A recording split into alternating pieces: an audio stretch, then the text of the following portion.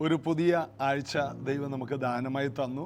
തിങ്കളാഴ്ച രാവിലെ എല്ലാവരും തിരക്കിൻ്റെ നടുവിലാണെന്ന് അറിയാം. ഞായറാഴ്ചത്തെ അവധി കഴിഞ്ഞ് തിങ്കളാഴ്ച രാവിലെ എഴുന്നേറ്റ് ജീവിതത്തിൻ്റെ ഓട്ടം ആരംഭിക്കാൻ പോവുകയാണ്. അതിനു മുമ്പ് കർത്താവിൻ്റെ പാദപീഠത്തിൽ ഇരുന്നു കൊണ്ട് ഒരു പുതിയ തുടക്കം കുറിപ്പാൻ യേശു നമുക്ക് കൃപ തരുന്നു. അല്പസമയം ഒരു 20-30 മിനിറ്റ് നാം ദൈവസന്നിധിയിൽ ഇരുന്നു കൊണ്ട് നമ്മുടെ ജീവിതം ആരംഭിക്കുമ്പോൾ നമ്മുടെ മുന്നേറ്റത്തിന് വേണ്ട ധൈര്യം, ബലം, വിശ്വാസം എല്ലാം കർത്താവ് നമുക്ക് തരികയാണ്. ദൈവവചനം ധ്യാനിച്ചുകൊണ്ട് നമുക്ക് ഓരോ ദിവസവും തുടങ്ങാം. യേശുവിൽ നമുക്ക് ആശ്രയിക്കാം.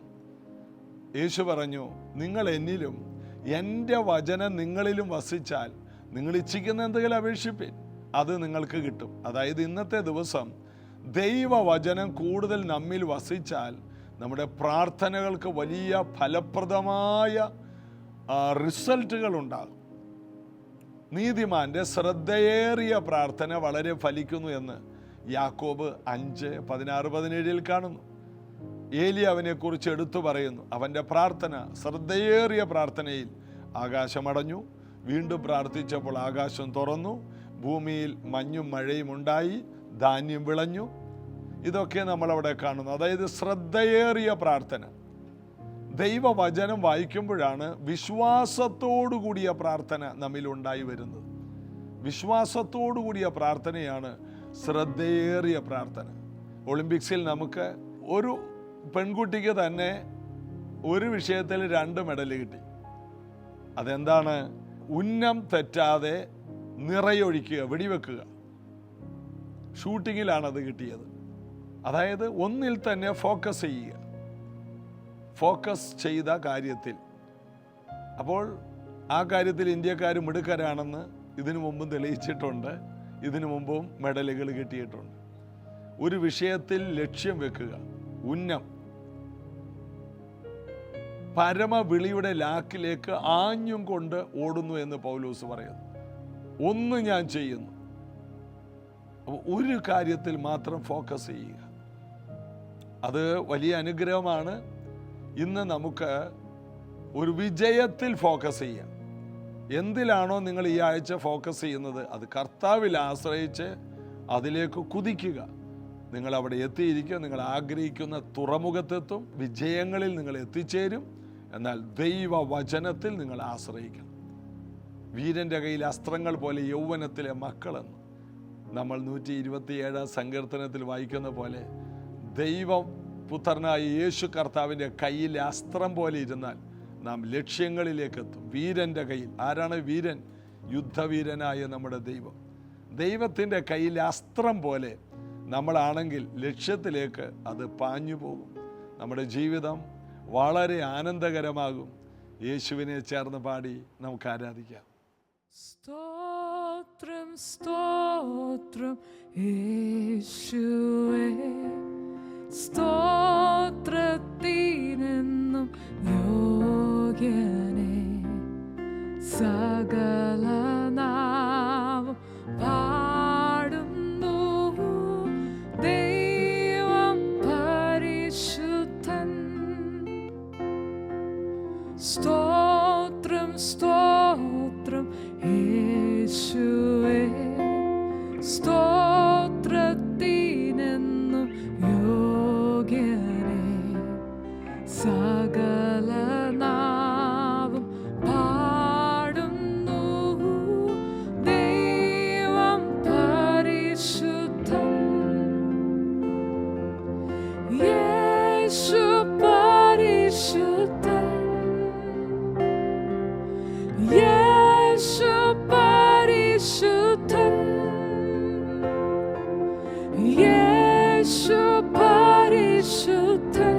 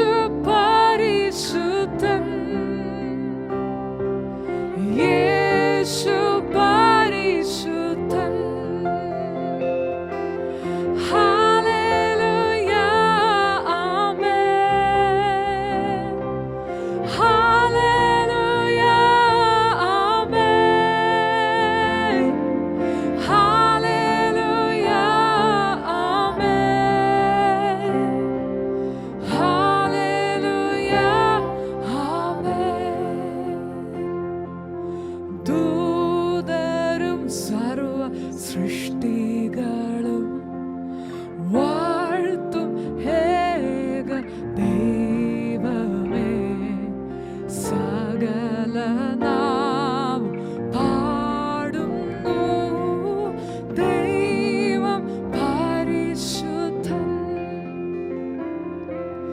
ദൂതരും സർവ സൃഷ്ടികളും വാഴ്ത്തും ഏക ദൈവമേ, സകല നാവും പാടുന്നു ദൈവം പരിശുദ്ധൻ. യേശു പരിശുദ്ധൻ, യേശു പരിശുദ്ധൻ, യേശു പരിശുദ്ധൻ, യേശു പരിശുദ്ധൻ. ഹല്ലേലൂയ, ആമേൻ. ഹല്ലേലൂയ, ആമേൻ. ഹല്ലേലൂയ, ആമേൻ. ഹല്ലേലൂയ, ആമേൻ. യേശു പരിശുദ്ധൻ, യേശു പരിശുദ്ധൻ, യേശു പരിശുദ്ധൻ, യേശു പരിശുദ്ധൻ, യേശു പരിശുദ്ധൻ, യേശു പരിശുദ്ധൻ, യേശു പരിശുദ്ധൻ, യേശു പരിശുദ്ധൻ. യോഹന്നാൻ്റെ സുവിശേഷത്തിലെ 7-ാം അധ്യായത്തിലാണ് നമ്മളായിരിക്കുന്നത്. ഈ സുവിശേഷങ്ങൾ നിങ്ങളെ മടുപ്പിക്കാറുണ്ടോ? മടുപ്പെന്ന് പറഞ്ഞാൽ മത്തായിയിൽ പറഞ്ഞത് മർക്കോസിൽ പറയുന്നു, മർക്കോസിൽ പറയുന്നത് ലൂക്കോസിൽ പറയുന്നു, ലൂക്കോസിൽ പറയുന്നത് യോഹന്നാനിൽ പറയുന്നു, യോഹന്നാനിൽ പറഞ്ഞ കാര്യങ്ങൾ അപ്പോസ്തല പ്രവൃത്തിയിൽ പറയുന്നു. അപ്പോൾ ബൈബിൾ എന്ന് പറഞ്ഞാൽ ഒരു കാര്യം തന്നെ ആവർത്തിച്ച് പറയുന്നതാണ്. എന്നാൽ അതൊരു മടുപ്പിലേക്ക് നമ്മെ കൊണ്ടുവരാറില്ല. മറ്റേത് കാര്യമാണെങ്കിലും മടുപ്പുണ്ടാക്കും. എന്നാൽ ബൈബിൾ നമുക്ക് മടുപ്പ് തരില്ല. കാരണം ഒരു വിഷയത്തെ തന്നെയാണ് എല്ലാവരും പറയുന്നത്. മാനവജാതിയുടെ വീണ്ടെടുപ്പുകാരനായ ദൈവപുത്രനായ യേശു ക്രിസ്തുവിനെ കുറിച്ചാണ്. അത് ഓരോരുത്തരും ഓരോ വെളിപ്പാടിലൂടെ അവർക്ക് കിട്ടിയ വീക്ഷണത്തിലൂടെ പറയുന്നു, അവർക്ക് ലഭിച്ച കൃപയ്ക്കൊത്തവണ്ണം പറയുന്നു. ദാവീദ് പറഞ്ഞു, മോശ പറഞ്ഞു, ഏലിയാവ് പറഞ്ഞു, എന്തിനു വേണ്ടി ഒരു മന്ത്രവാദിയായ ബിലേയാം പറഞ്ഞു. എല്ലാറ്റിലും നമുക്ക് കാണാം ഓരോ വ്യക്തികൾ അവർ കണ്ട വീക്ഷണങ്ങളിൽ അവർ പറഞ്ഞു. ഇതെല്ലാം കൂടി കൂട്ടിച്ചേർക്കുമ്പോഴാണ് ദൈവപുത്രനായ ക്രിസ്തുവിൻ്റെ മഹത്വം നമ്മൾ കാണുന്നത്. അതുകൊണ്ട് ആവർത്തന എന്നുള്ളത് അതൊരു വിരസത ലോകത്തിനുണ്ടെങ്കിലും വേദപുസ്തകത്തിലെ ആവർത്തനം അത് നമുക്ക് കൂടുതൽ ജ്ഞാനമാണ്, വിവേകമാണ്. കർത്താവ് എല്ലാവരെയും അനുഗ്രഹിക്കട്ടെ. തുടർമാനമായിട്ട് എന്തെന്നാണ് ഈ ഒരു വിഷയത്തിൽ തന്നെ അങ്ങനെ നിൽക്കുമ്പോൾ ആവർത്തന വിരസത ഒരിക്കലുമില്ല. ഇത് പറയുന്തോറും നമുക്ക് അനുഗ്രഹങ്ങൾ കൂടുകയാണ്. യേശുവിനെ കുറിച്ചാണ് എല്ലാവർക്കും പറയാനുള്ളത്. കുറേ നാൾ കഴിയുമ്പോൾ ജീസസ് എവരിഡേയിൽ മോസസ് എവരിഡേ എന്ന് പറഞ്ഞൊരു പ്രോഗ്രാം വെക്കാൻ നമുക്ക് കഴിയില്ല. കാരണം ഏക രക്ഷകൻ ആകാശത്തിൻ്റെ കീഴെ മനുഷ്യരുടെ ഇടയിൽ മറ്റൊരു നാമം നമുക്ക് രക്ഷിക്കപ്പെടാനില്ല. യേശുവിൽ മാത്രം നമുക്ക് ലക്ഷ്യം വെക്കാം. യോഹന്നാൻ 7:25 വരെയാണ് നമ്മൾ വായിച്ചത്. യെരുശലേമ്യരിൽ ചിലർ, അവർ കൊല്ലുവാൻ അന്വേഷിക്കുന്നവൻ ഇവനല്ലയോ? അവൻ ധൈര്യത്തോടെ സംസാരിക്കുന്നുവല്ലോ. അവർ അവനോടൊന്നും പറയുന്നില്ല. ഇവൻ ക്രിസ്തു ആകുന്നു എന്ന് പ്രമാണികൾ യഥാർത്ഥമായി ഗ്രഹിച്ചുവോ? ആൾക്കാർക്ക് സംശയം, എന്താണ് ആരും ഇവനെ കൊല്ലാത്തത്? 7-ാം അധ്യായം തുടങ്ങുന്നത് ഇങ്ങനെയാണ്: അതിൻ്റെ ശേഷം യേശു ഗലീലയിൽ സഞ്ചരിച്ചു. യഹൂദന്മാർ അവനെ കൊല്ലുവാൻ അന്വേഷിച്ചുകൊണ്ട് യഹൂദിയയിൽ സഞ്ചരിപ്പാൻ അവന് മനസ്സില്ലായിരുന്നു. എന്നാൽ അവൻ്റെ സഹോദരന്മാർ അവനെ വിമർശിച്ചു. പ്രസിദ്ധനാകാനുള്ളവരൊക്കെ നേരത്തെ ഗലീലയിൽ ചെന്ന് അത്ഭുതങ്ങൾ കാണിക്കും. യേശു പറഞ്ഞു, നിങ്ങളുടെ സമയമാണത്, നിങ്ങൾക്ക് പോകാം, എൻ്റെ സമയം ഇതുവരെ വന്നിട്ടില്ല. എന്നാൽ പെരുന്നാളിൻ്റെ പകുതിയായപ്പോൾ യേശു യഹൂദിയയിൽ ചെന്നു. എത്ര പ്രതികൂലമാണെങ്കിലും യേശു ചെല്ലേണ്ടടുത്ത് ചെല്ലും. അവിടെ ചെല്ലുവാൻ യേശുവിന് യാതൊരു ഭയവുമില്ല. ചില സമയത്ത് യേശു ഒഴിഞ്ഞു മാറും, എന്നാൽ നിയോഗം കിട്ടുമ്പോൾ യേശു അവിടെ ചെന്നിരിക്കും. എല്ലാം പിതാവിനാൽ നടത്തപ്പെടുന്നു. ഏലിയാവിൻ്റെ ചരിത്രത്തിൽ അങ്ങനെ ഒരു കാര്യമുണ്ട്. ആഹാബിൻ്റെ കൊട്ടാരത്തിൽ നേരെ ചെന്ന്, ഇനി ഞാൻ പറയാതെ ഈ ആണ്ടിൽ മഞ്ഞും മഴയും ഉണ്ടാകത്തില്ലെന്ന് 1 രാജാക്കന്മാർ 17-ാം അധ്യായത്തിൽ 1 മുതൽ വായിക്കുമ്പോൾ കാണാം. ഇനി ഞാൻ പറയാതെ ഈ ആണ്ടിൽ മഞ്ഞും മഴയും ഉണ്ടാവുകയും. അത്രയും ധൈര്യത്തോടെ കൊട്ടാരത്തിൽ അകത്ത് ചെന്നിട്ടും ഈ ഏലിയാവിനെ പിടിക്കാൻ ആർക്കും കഴിഞ്ഞില്ല. ഇസബേലും ആഹാബും ചെയ്യുന്ന ഒരു പ്രവൃത്തി, ദൈവത്തിൻ്റെ പ്രവാചകന്മാരെ പിടിക്കുക, കൊല്ലുക. 7000 പേര് ഒളിവിലാണ്. ഇതിൻ്റെ നടുവിലാണ് ഏലിയാവ് ചെന്നത്. അതായത് ദൈവം ഒരാളെ നിയോഗത്തിൽ നയിച്ചാൽ അവനെ തൊടാൻ ഒരു ശക്തിക്കും കഴിയില്ല. ഇത് കേൾക്കുന്ന നിങ്ങളോട് പറയാം, നിങ്ങൾക്ക് ഒത്തിരി പ്രതികൂലങ്ങളുണ്ടാകും. നിങ്ങൾ ഈ ഭൂമിയിൽ ജീവിക്കുന്നതുകൊണ്ട് ഒത്തിരി പേർ നിങ്ങൾക്ക് ശത്രുക്കളുണ്ടാകും. അത് വെറുതെ ഉണ്ടായി വരുന്ന ശത്രുക്കളാണ്. അസൂയ നിമിത്തവും പിശാച് ഒരുക്കുന്ന ഓരോ കാര്യങ്ങളാണ്. ഇതിൻ്റെ നടുവിൽ നിങ്ങൾ ഇതിനെക്കുറിച്ച് ഭാരപ്പെടേണ്ട. ദൈവം അറിയാതെ ഒന്നും സംഭവിക്കില്ല. ഇവിടെ ഏലിയാവിനെ നോക്ക്. ഏലിയാവിനെ ആർക്കും തൊടാൻ കഴിയുന്നില്ല. എങ്കിലും ദൈവം ഏലിയാവിനോട് പറഞ്ഞു, കൊട്ടാരത്തിൽ നിന്ന് ഇറങ്ങിയപ്പോൾ പറഞ്ഞു, നീ കെരീത്തിൽ ചെന്ന് അവിടെ നീ ഒളിച്ചിരിക്കുക. ദൈവം പറയണം, എടാ ഞാൻ നിന്റെ കൂടെയുണ്ട്, എങ്കിലും നീ ഒളിച്ചിരിക്കുക. എന്താണ് ഏലിയാവേ? അവിടെയാണ് നിനക്ക് കുറേ നാള് ധ്യാനിക്കാനും പ്രാർത്ഥിക്കാനുള്ളൊരു സമയമാണ്. അവിടെയാകുമ്പോൾ നിന്നെ ശല്യം ചെയ്യാൻ ആരും വരില്ല. അതാണ് അതിൻ്റെ കാരണം. അവിടെ നിനക്ക് ഭക്ഷണം തരേണ്ടതിന് ഞാൻ കാക്കയോട് പറഞ്ഞിട്ടുണ്ട്. കാക്ക നിനക്ക് രാവിലെയും വൈകിട്ടും ഭക്ഷണം തരും. അങ്ങനെ അപ്പവും ഇറച്ചിയും, അപ്പോ ഇറച്ചി എത്ര നാള്, ഒത്തിരി നാള്. അത് എവിടെ നിന്നാണ് നമുക്കറിയില്ല. ഞാനത് ധ്യാനിച്ചപ്പോൾ മനസ്സിലായത് ആഹാബിൻ്റെ കൊട്ടാരത്തിൽ നിന്നാണ് ഈ അപ്പോ ഇറച്ചി. വേറെ എവിടെ അപ്പോ ഇറച്ചിയുള്ളത്? ആഹാബ് അവിടെ കഴുതകൾക്കും കുതിരകൾക്കും വെള്ളമില്ലാത്തത് കൊണ്ട് രാവിലെ പുല്ല് പറിക്കാൻ ഇറങ്ങും. രാജ്യത്തിൻ്റെ രാജാവ് നെബൂഖദ്നേസർ രാജാവ് കാളയെപ്പോലെ പുല്ല് തിന്നെങ്കിൽ ആഹാബ് പുല്ല് പറിക്കുന്ന കാര്യത്തിൽ ഒരു കുഴപ്പമില്ല. കാരണം നെബൂഖദ്നേസർ എന്ന് പറഞ്ഞാൽ അത്ര വലിയ രാജാവായിരുന്നു. 127-ലധികം രാജ്യങ്ങളെ അടക്കി വേണ മഹാനായ രാജാവ്. അദ്ദേഹം കാളയെപ്പോലെ 7 വർഷം പുല്ല് തിന്നു. അപ്പോൾ ഇദ്ദേഹം പുല്ല് പറിക്കുന്നേ ഉള്ളൂ. നല്ല കാര്യം. ആഹാബ് പുല്ല് പറിക്കാൻ പോയ സമയത്ത് ആഹാബിന് ഇസബേൽ ഉണ്ടാക്കി വെച്ച അപ്പോ ഇറച്ചിയും കാക്ക കൊണ്ടുവന്ന് ഞാനങ്ങോട്ട് ധ്യാനിക്കുകയാണ്. ഏതായാലും ഏലിയാവ് അവിടെ കുറേ നാൾ ഒളിച്ചിരുന്നു. അതിനുശേഷം വിധവയുടെ വീട്ടിൽ ഒളിച്ചിരുന്നു. നിന്നെ പോഷിപ്പിക്കേണ്ടതിന് ഞാനൊരു വിധവയോട് കൽപ്പിച്ചു എന്ന് പറയുന്നു. അപ്പോൾ വിധവയോട് എന്താ കാരണം?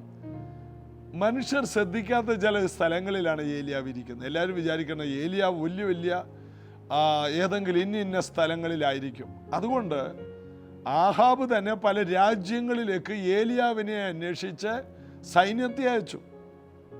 കണ്ടുകിട്ടിയില്ല. ഏലിയാവും രാജാവിൻ്റെ ആഹാബിൻ്റെ മൂക്കിൻ്റെ കീഴേ ഉണ്ടായിരുന്നു, ഒരു വിധവയുടെ വീട്ടിൽ. ആരും ശ്രദ്ധിക്കില്ല. കാരണം ചാകാനിരിക്കുന്ന ഒരു സ്ത്രീയുടെ വീട്ടിൽ ആരാ തിരിഞ്ഞു നോക്കുന്നത്? കെരീത്തിൽ ആരാ പോകുന്നത്? അപ്പം ഇങ്ങനെയുള്ള സ്ഥലങ്ങളിൽ ഏലിയാവിനെ ദൈവം പോറ്റിയതുപോലെ ഒരു സാധ്യതയും ഇല്ലാത്തടത്തായിരിക്കും നമ്മുടെ പോഷണങ്ങളെല്ലാം നടക്കുന്നത്. അതുകൊണ്ട് നമ്മൾ ഒരിക്കലും ഒന്നിനെ തെറ്റായി വ്യാഖ്യാനിക്കരുത്. അമേരിക്കയിൽ തന്നെ പോകണമെന്നില്ല, കാനഡ വിസ തന്നെ കിട്ടണമെന്നില്ല, UK സെറ്റിലാകണമെന്നില്ല, ഓസ്ട്രേലിയയിൽ ചെല്ലണമെന്നില്ല. നീ ആയിരിക്കുന്നിടത്തും അതിനേക്കാൾ ശ്രേഷ്ഠമായി നീ ഇരിക്കുന്നിടത്തേക്ക് അപ്പോ ഇറച്ചിയും കൊണ്ടുവന്ന് തരുവാൻ, നീ പാർക്കുന്ന വീട്ടിൽ കലത്തിലെ മാവ് വർദ്ധിപ്പിക്കാൻ, എണ്ണ കുറയാതെ സൂക്ഷിക്കാൻ മതിയായ ഒരു കർത്താവ് നിങ്ങൾക്കുണ്ടെന്നുള്ള കാര്യം ദൈവവചനത്തിൽ നിന്ന് ഏലിയാവിൻ്റെ ചരിത്രത്തിൽ നിന്ന് ഞാൻ നിങ്ങളോടൊരു പ്രവചനം പറയുകയാണ്. ധൈര്യപ്പെടുക. നിങ്ങൾ എവിടെ പോയാലും നിങ്ങളുടെ കൂടെ കർത്താവുണ്ടെങ്കിൽ നിങ്ങളാണ് ഒരു വിജയം. അമേരിക്കയിൽ പോയി എത്ര പേര് ആത്മഹത്യ ചെയ്തു, കാനഡയിൽ എത്രയോ പേര് പട്ടിണി കിടക്കുന്നു, UK ജോലിയില്ലാതെ എത്രയോ മലയാളികൾ വളരെ കഷ്ടത്തിലാണ്. അങ്ങനെയുള്ള ഒത്തിരി പേരെ ഞാൻ കഴിഞ്ഞ ദിവസങ്ങളിൽ UK കണ്ടു. എത്ര വലിയൊരു ദുഃഖമാണ്. ദൈവം നമ്മെ എവിടെയാക്കുന്നു അവിടെയാണ് നമ്മുടെ സക്സസ്. അതുകൊണ്ട് നിങ്ങളായിരിക്കുന്നിടത്ത് ഇപ്പോൾ നിങ്ങൾ സന്തോഷിക്കണം. എന്നെ ദൈവം ആക്കിയ സ്ഥാനത്ത് ഞാൻ സന്തുഷ്ടനാണ്. അത് UK സ്തോത്രം, അത് അമേരിക്കയിലാണെങ്കിൽ സ്തോത്രം, അത് നോർത്ത് ഇന്ത്യയിലാണെങ്കിൽ സ്തോത്രം. എവിടെയാണെങ്കിലും ദൈവമാക്കിയ സ്ഥാനം അതാണ് പ്രധാനം. അവിടെയാണ് കാക്ക വരുന്നത്, അവിടെയാണ് കലത്തിലെ മാവ് വർദ്ധിക്കുന്നത്. യേശു കർത്താവ് ഏറ്റവും പ്രതികൂലമുള്ള സ്ഥലങ്ങളെ യേശു ഒഴിവാക്കിയെങ്കിലും പെരുന്നാളിൻ്റെ പകുതിയായപ്പോൾ യേശു അവിടെ ചെന്ന്. അതൊരു നിയോഗമാണ്. ദൈവിക നിയോഗത്തിൽ സഞ്ചരിക്കുന്ന ഒരു വ്യക്തിയെ ദൈവം കൺമണി പോലെ കാക്കും. അപ്പോൾ അവിടെയുള്ള ജനങ്ങൾക്ക് സംശയം, ഇവനെയല്ലേ കൊല്ലാനായിട്ട് എല്ലാവരും അന്വേഷിക്കുന്നു, ഇതാ ഇവനിവിടെ ഇരുന്ന് പഠിപ്പിക്കുന്നു.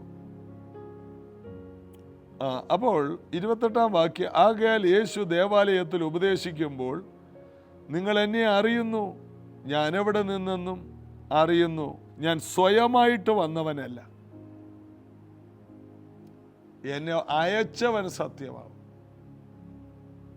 സ്വയമായി വരുന്നതും ദൈവം അയക്കുന്നതും ഇതാണ് ആ വാക്യത്തിൽ പറയുന്നത്. എന്താണ്? ഞാൻ സ്വയമായിട്ട് വന്നവനല്ല, എന്നെ അയച്ചവൻ സത്യവാനാകുന്നു, അവനെ നിങ്ങൾ അറിയുന്നില്ല. ഞാൻ സ്വയമായി വന്നതല്ല, എൻ്റെ പിതാവ് എന്നെ അയച്ചതാണ്. നമ്മൾ പോകുന്നതും ദൈവത്താൽ അയക്കപ്പെടുന്നത് രണ്ടും രണ്ടാണ്. ഏലിയാവിനെ ദൈവം അയക്കുകയാണ്. നെഹമ്യാവിനെ ദൈവം സമയമായപ്പോൾ യെരൂശലേമിൻ്റെ ആ മതിൽ പണിയാനും ദേവാലയം വീണ്ടും റെഡിയാക്കി യഥാസ്ഥാനപ്പെടുത്താനും ദൈവം അയക്കുകയാണ്. ദൈവം അയക്കുന്നതും നമ്മൾ പോകുന്നതും രണ്ടാണ്. നെഹമ്യാവ് സ്വയമായി പോയിരുന്നെങ്കിൽ അവൻ ഒരിക്കലും ആ മതിൽ പണി പൂർത്തിയാക്കാൻ കഴിയില്ല. അതുപോലെ പ്രതികൂലങ്ങൾ അവനുണ്ട്. എന്നാൽ ദൈവം അയച്ചപ്പോൾ സൻബല്ലത്ത്, തോബിയാവ് പോലെയുള്ള പ്രതികൂലങ്ങൾ അവൻ്റെ മുൻപിൽ മുട്ടുമടക്കി.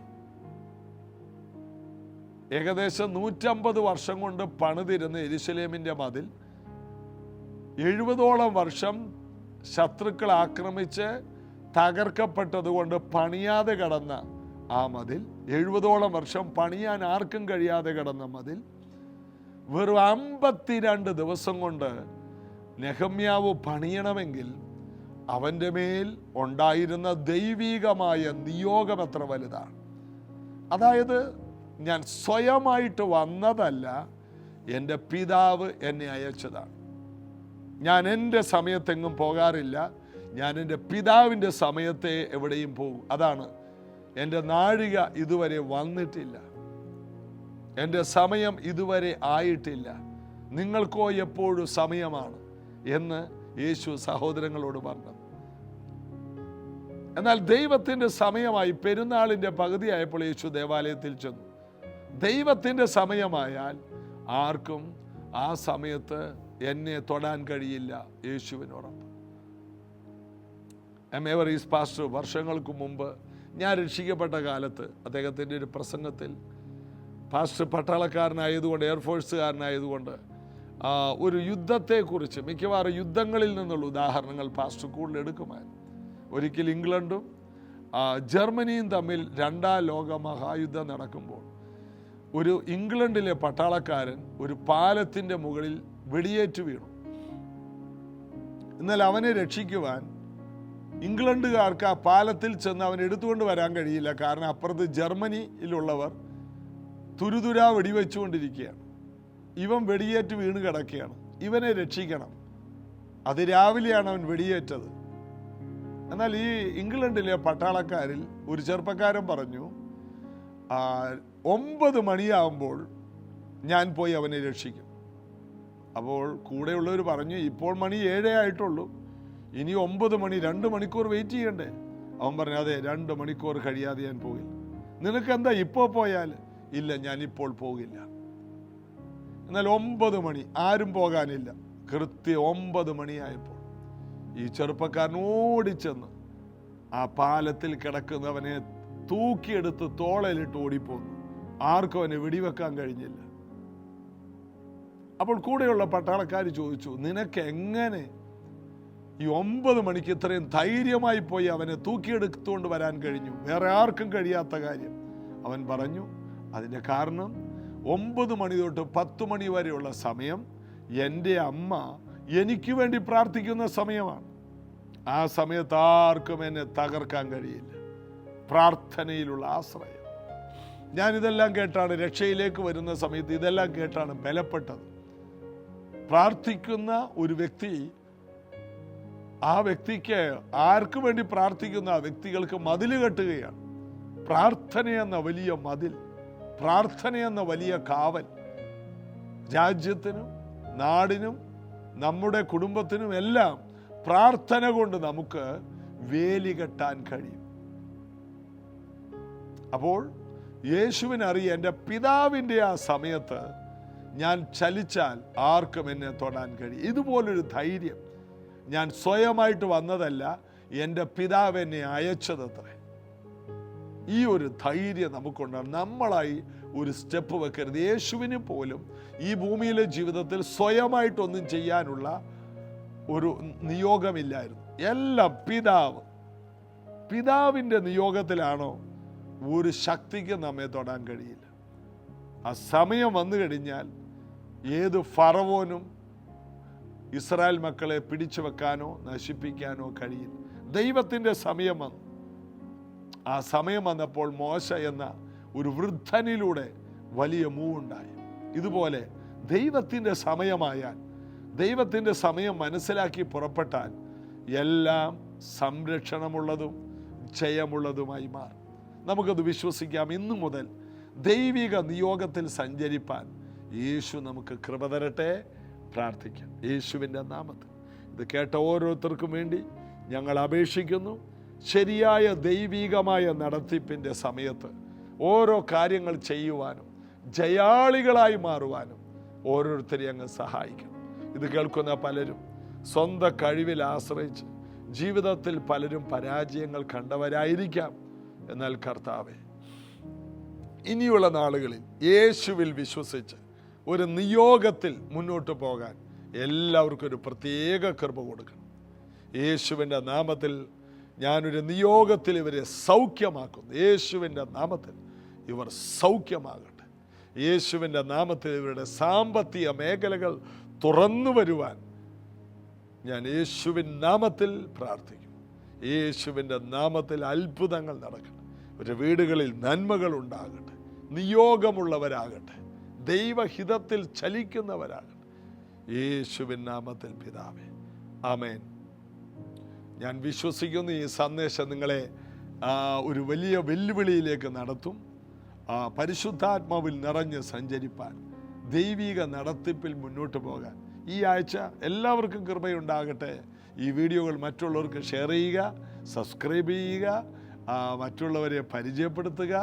മാത്രമല്ല ഈ മീഡിയയെ നിങ്ങൾക്ക് സഹായിക്കാൻ, ഈ മിനിസ്ട്രിയുടെ ഒരു പാർട്ട്നേഴ്സ് ആയി മാറാനും നിങ്ങൾക്ക് കഴിയും. കർത്താവ് നിങ്ങളെ അനുഗ്രഹിക്കട്ടെ. നാളെ ഇതേ സമയത്ത് കാണാം. God bless you.